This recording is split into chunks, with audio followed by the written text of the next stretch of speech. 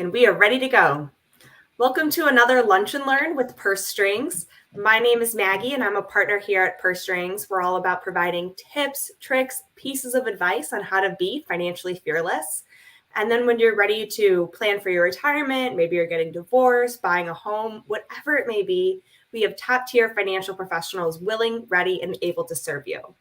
We call those our Purse Strings approved professionals, and Phil is one of them. And we're so excited to have him on today to talk about, this intersection of financial and life planning and how to really bring those together to achieve our dreams, because I think that's always the goal.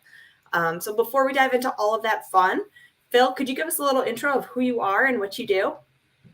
Absolutely. Thanks, Maggie. I appreciate the opportunity to be here and excuse me. And I'm looking forward to our conversation. Yeah. So I'm a financial advisor. My background is I'm a CFA charter holder and I'm a CPA. I started my business about 5 years ago. I began in public accounting in the tax department. I work with women facing new beginnings or significant transitions. And I know how stressful it can be trying to understand how to bridge the gap between where they are and where they want to go when they're in that situation. So at Apprise, we're committed to taking care of the financial aspects of these transitions so our clients can focus on the lives that they want. And that's really a key thing for me, is the idea that you want to spend your money with purpose. Yeah. Spend it on what matters to you instead of just not knowing what you want to do or spending it on the wrong things. Yeah. Awesome. Well, we're so excited to have you on today and to share your expertise. And so anyone tuning in live, if you have questions along the way, you can pop them in the chat. If you're watching the replay, you can still, put them in the comments and we'll work on coming back to those. So yeah, as I said, we're talking about kind of this intersection of financial and life planning. And so how do you even start kind of looking at this plan to really, make your goal and your destination? So I think of it this way. I'm working on another designation besides the ones I said that people don't know as much about. It's called a registered life planner, or RLP. And in using that, there's a process that's well defined that we use. So the acronym for it is EVOKE. So it starts EVOKE, EVOKE. Okay. So that first E is for exploration. So our first meeting is really to get to know each other. It's your opportunity to tell me what matters to you, describe your most fulfilled life. And we have a nice long conversation about that. From there, we go on to what's called the vision meeting, the V. And during the vision meeting, there's 3 questions that I ask. They're called the Kinder questions because the Kinder Institute is the one that is behind the RLP designation. And the first question, I'll give you the abridged version of these questions. The first question is kind of easy. It's like, imagine that money was not an object. What would you do? How would you live your life? So it's really, let yourself go. Think of anything you want. What would you do? So we answer that one. Then it starts to get a little bit harder because the second question, you have less time. So now you go to the doctor and you get the unfortunate news, you only have 5 to 10 years left to live. Okay. The good news is you're not ever going to feel sick. But the bad news is you don't know when you're going to go. So now, in that time that you have left, now it's what would you do and how would you live your life and what would you change? Mm. And now then you get to the third question. The third question is really the hardest one of all. And that's today's the day. You go to the doctor and you get the unfortunate news that today's your last day. Obviously, that causes a lot of emotional feelings, and that's really a hard thing to think about. The question then is not what would you do, but what did you not get to do? Who did you not get to be? And the whole purpose of that, and we have conversations around your responses to those questions. And the purpose of those conversations is to find out what really matters to you. And then we take that and we create what's called a vision statement.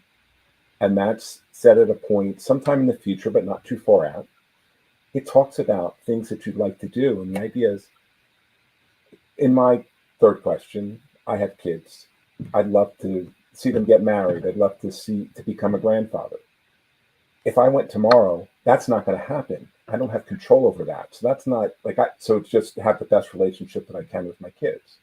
But there's other things that I can do that are on that list. Why not start doing them now instead of get into the future and regret? So like the first thing on my list.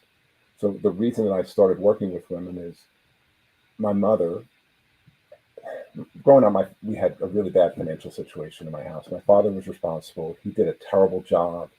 He didn't pay bills. We had to worry about electricity being turned off, all kinds of things. I had to leave college because my father didn't pay for it. My father, even he couldn't get credit. He actually ultimately forged my name so he could get credit cards. Yeah. My mother wanted to get out, but she had no control and didn't have any say in what was going on. She went back to school in her 40s, and she worked and became an occupational therapist. She started her own business. Then she got sick. She asked for my help, and I did help, but unfortunately she passed. Yeah. And so I view this that I'm still trying to help my mother.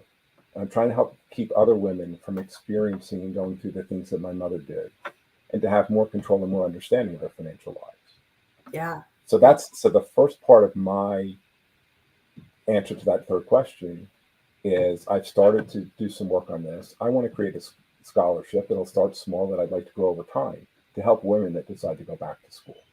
Yeah. I love that. Thank you. And so, yeah, starting with the, the E and the V in that evoke, and asking those questions that are sometimes, stumping for people because they've never taken a step back and thought, if money wasn't an issue, what would I be doing? We almost aren't used to all that freedom. But then, yeah, what we want to, the legacy kind of that we want to leave of what we've done or what we want to do. And so those are really empowering conversations. And so I can see a lot of people almost being nervous going to you or talking to a financial professional. And then you're like, so what are your greatest dreams and desires? Not like what's in your bank account, which is always a fun conversation and just different. But it's also why it's so essential to have both couples at the table if you're a partnership, because those dreams may be different and they might go hand in hand. You might have your own kind of excursions on there.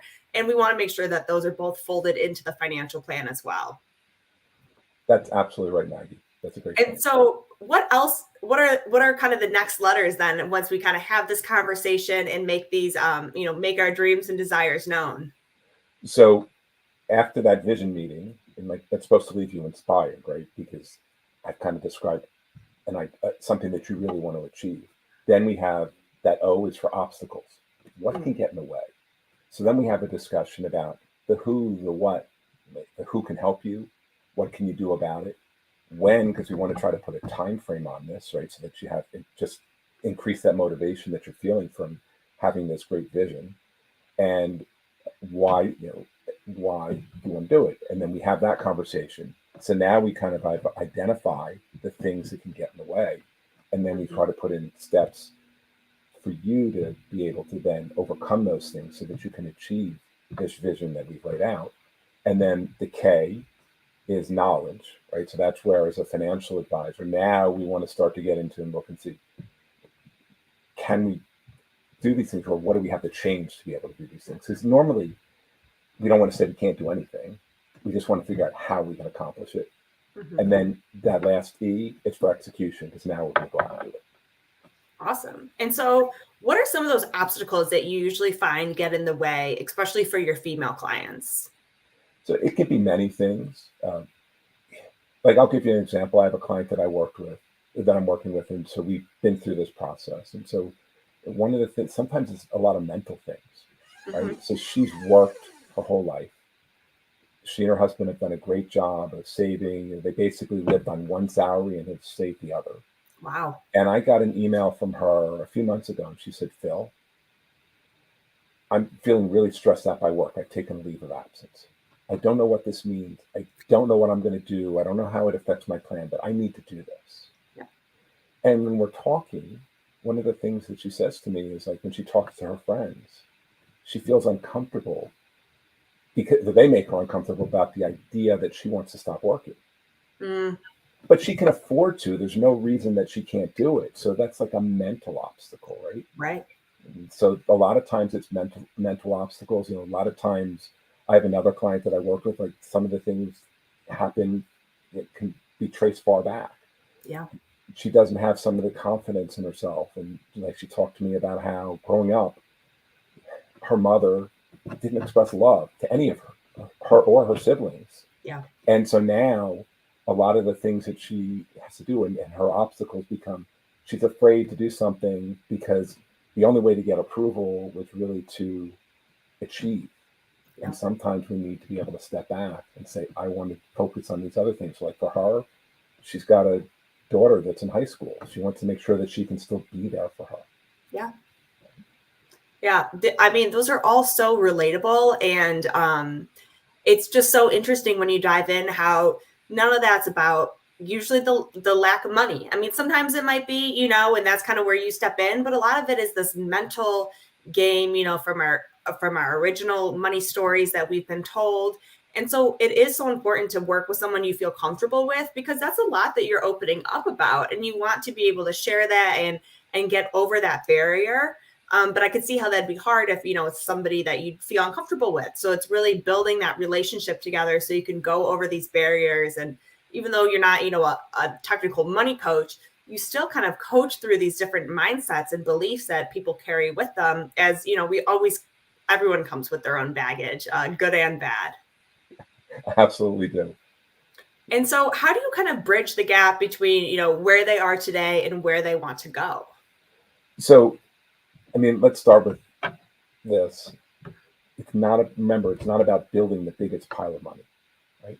It's about figuring out what it is that you want to do and what matters to you.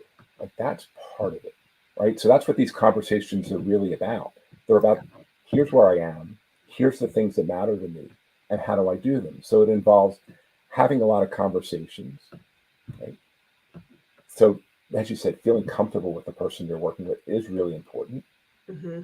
And remember, I'm not a psychologist like some people say, oh, Phil, sometimes this feels like therapy. It's not, but it's just the process is also about letting you talk and express what matters to you and your hopes and your dreams. And we don't often get a chance to do that. A lot of times we're in conversation and it's a competition between who can say more. Oh, I experienced that. It's not about that, because if I start to do that, I'm cutting off the conversation. So a lot of it is about just giving you that chance to talk and adding some direction and focus to where we're going. And I think those are really the keys. Yeah, definitely. And then, as we know, all plans never go according to plan. There's usually something that's thrown, either maybe a divorce, a job loss, now you're an empty nester, which is just a different kind of feeling. And so how do you kind of, manage these unexpected life transitions, as we know all women go through? So it starts with, let's not be in a hurry, right? Because Mm. when those things happen, things are changing. You might Mhm. not know what you want. Mhm. So you got to have the time and space. We don't want to be in a hurry to say, oh, we got to do this right away. If you're not ready to do part of it, we don't have to do part of it yet. It's Mhm. when you're ready. That's really important. And just being there to listen and understand what's going on. I mean, I think those are the keys. Yeah, definitely. And so it seems like you're have a lot of different conversations with your clients. So when meeting with somebody, how often do you typically meet with them at the beginning of the relationship, and then, kind of on out once everything is kind of set in motion? So when we're going through that evoke process, those Yeah. beginning meetings, we want to make sure that until we at least get through that EV and O, because those are like the foundation of it, Yeah. those meetings should be no more than 2 weeks apart, because we want to build and sustain the momentum. We don't want to Yeah. lose it by letting too much time lapse. So that's going to be depending on, sometimes those meetings can last a long time. Sometimes they last an hour. Sometimes they can last, I've heard people talk about them lasting for 2 or 3 hours. It depends. And with a couple, it's going to last longer than it is with an individual too, right? Right. But you want to make sure that you have those meetings within a couple weeks time. And there's other exercises, by the way, beyond those 3 questions. There's something called the Heart's Core Grid, which talks about the things that you want to do, that you have to do, you ought to do, and who you want to be, and those type of things, and your goals for life. They're all part of this to try to make sure that they all meld together. But up front, it's fairly intensive, right? Because there's going to be a few Right. meetings. Then once that happens, it varies from client to client. Right. Some clients don't feel the need to talk that much. Others want to talk to me once a quarter. I kind of leave that up to the client. But the other thing I always tell them is, if something comes up, I'm here for you. You can reach out to me anytime. But one of my Yeah. favorite stories, you ask about like how long. And so I was talking to a client one day, and I asked her a question. She said, Phil, from talking to you, I know that I don't need to look at my finances too much, because if you look too much at what's going on in the market, it can get really scary. Yeah. So she said, I haven't looked, but now you asked me this question and I have to look. So if I'm not happy now, it's going to be all your fault, because I wouldn't have even known if you hadn't asked me that question. That's fair. Yeah. And it's always that balance of keeping an eye on it, but not too close sometimes, because we don't need to watch the market every day when we have, a 30, 50-year plan out there. We don't need to watch the daily changes. Exactly. And so since we're talking about, making this financial and life plan to achieve your dreams, what are some of the goals or dreams that you're working on right now personally for yourself? So the first one that I mentioned was the scholarship for women to go back to school. Right. So I said I'm going through training. So the training for the registered life planner is experiential. So I was actually life planning myself in February. So that was the first thing. The second thing that's in there is that I called my firm Apprise, because Apprise means to inform. To inform. And so one of the things that I like to do with my clients, especially those who want to, not everybody does, but I like to help them understand, when it comes to the finances, why I make the recommendations that I do, and not just say, here, do this. So, and I have 4 kids. Okay. And as they've grown up, I coached them in numerous sports from the time they were really little. And the second element is I want to come up with a way to provide some type of education, help provide education to teenagers, young adults, because I just think that financial education in our country is not very good. Right. And so I want to do what I can. So there's an organization that I belong to. They provide some of that. I'm hoping I can do it through them. If not, I'll reach out to some of the schools and see what else I can do. So that's the second thing. The third thing is more, I love to travel. Mm-hmm. And what I really like to do, not just travel and see things, but I like to do things when I travel.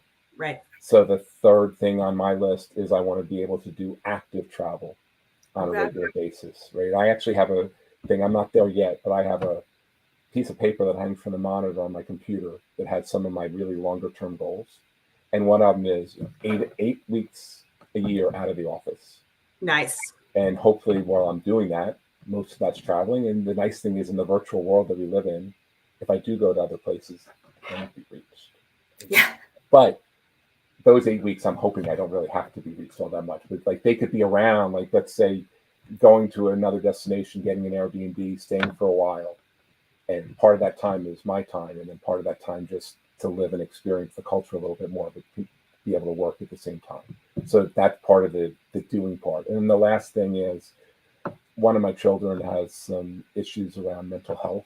And Mm-hmm. it's really about trying to do what I can to help, that person live the life that I think that they deserve. I love it.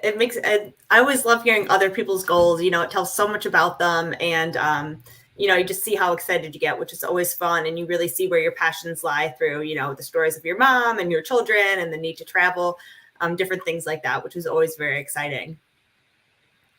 I feel like we've touched on a lot of great information so far. Is there anything that we haven't touched on that you want to make sure is shared today?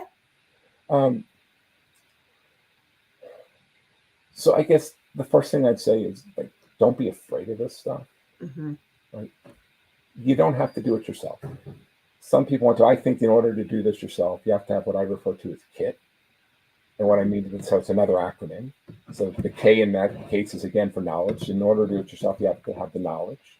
Yep. You also have to have the interest, and then you have to have the time. And especially as we get older, our jobs get more complicated. Our kids need more from us. Life gets more difficult, so it's hard to do these things yourself. So if you can find somebody that can help you get through and navigate these things, it can help a lot. You do that, you want to make sure you work with somebody that's a fiduciary. Mm-hmm. What I mean by that is that they're bound to work in your best interest. I actually give my clients a fiduciary oath, because it's that important to me that my clients know that I'm out there to work for them. It doesn't matter what it does for me. It's really all about them. So Yeah. You ask me a question and I'm giving a choice. I should pick the one that's best for you, not what makes me the most money. And I don't get paid for selling products anyway. I only get paid for really providing advice. Right, right. And that's so important. I always think, retirement, you kind of have one go at it. So you might as well work with somebody else to get it right, because there's so many things, even just doing these talks with all our great professionals, that you just don't know that you don't know. That's even out there. How do you start researching something you don't know much about already or never heard of, and especially with the time, to me, I'd rather use my time traveling than studying finances. And so I'll let you, who already did the studying, take care of it. But yeah, you got to use someone that you're comfortable with and who is a fiduciary who will be on your team, not just pushing you a product and making a sale. And you've also made reference to another point that's really important, I think, anyway. So for most of our lives, we're accumulating assets, right? We're trying to save for retirement. We're trying to save for our kids to go to school. We're trying to save to do things, right? That's one set of tax rules. And Yep. those rules start, you figure you graduate college in your early 20s, and those rules apply until you retire, basically. Then you retire. Now the rules change from a tax side. They're very different. Now you're trying to spend down your assets. And there's so many ways that we can do things to help minimize the tax costs. Because remember, if you put money into an IRA or into your 401k or 403b, whatever the case may be, you got a tax break when it went in there. Pull it out, you're going to start to pay tax on it. But there's ways that we can do things like Roth conversions and things like that can really save a lot of money. Like I worked through an example recently where I just not trying to be fully optimize everything, but I took somebody that had a couple that had $1 million in retirement savings. Yeah. And they were, let's say, 5 years from retirement. And I started to do some Roth conversions because I looked at where their tax bracket was and said that was a reasonable tax bracket if I project things out. Started doing Roth conversions and then continued them even more aggressively after they retired. And that $1 million IRA, I had them both live to 95. Living to 95, they saved over $1 million in taxes on a $1 million IRA just because of tax planning. That math doesn't even make sense to me in my head, but it sounds impressive. If you have $1 million, I don't know how you pay $1 million, but I know, when it grows and you take it out, all this stuff, correct. there are all these variables. But that's huge. And I think taxes, we always think of, oh, now it's April, we have to do them, where it is taking that pre-planning and making that action. And then I talk to some people, and it's a different mindset of when you've been accumulating, and now you're told to spend everything that you just piled. It's like, wait, I'm for 60 years I've been building this. Like, why do you want me to spend it now? And it's a different mindset. And sometimes you need help. Like, no, you saved all this, you're allowed to spend it, which sounds crazy, but people don't always get that right. That's right. I remember one of the first people I ever worked with, they worked for the government. And I'm in the Baltimore area, so I'm not far from DC. So I do end up with people that are government employees because of where I live. And a lot of the government employees, they have a retirement plan that's called the TSP that has a very generous match. Like they get 5% as a match. And then many of them have a pension as well. Right? And then they get Social Security. And so like I remember this client, I looked at it, it was like they wanted to spend, let's say, $8,000 a month in retirement. Their Social Security between the two of them was $5,000. The pension was another $5,000. And they want to spend $8,000. And they're asking, can we do this? I'm like, please, you can do that and more. Like, go take some more trips, right? There's a lot of other things you can do. And so that's why I think that the life planning helps too, right? Because it helps you to figure out those things that you'd really like to accomplish. Of You course. can get away from trying to build that big pile and spend your money with purpose and on things that matters to you. Yeah. Yeah. Instead of just willy-nilly, what can we buy? Yes. But I think this conversation has really covered why it's so important to have these conversations with the financial planner, and to really, why your dreams are so important. And really, that's what all of this money is for. I mean, as we say, money is just a tool. It's just helping us get there. It's not the world. So it's just one aspect. And let's try to, use this money that we've earned, that we work for, and really go hit our dreams out there, since we got this one life to live. I couldn't agree more with everything you just said. That said it very nicely. Awesome. Well, if anyone has, more questions or wants to reach out and talk to Phil more or work with him, his email's been going through the bottom down here. So you can reach out to Phil at Phil Weiss at apprisewealth.com. He's also one of our Purse Strings approved professionals. So you can check him out on our site, pursestrings.co. So yeah, it's never too early or too late to start these conversations. So jump in. Now is a great time. Thank you again, Phil, for coming on today, and we'll talk to everyone else soon. Thanks for having me, Maggie. It was a pleasure. Awesome. We'll talk to you later. All right. Bye. Bye.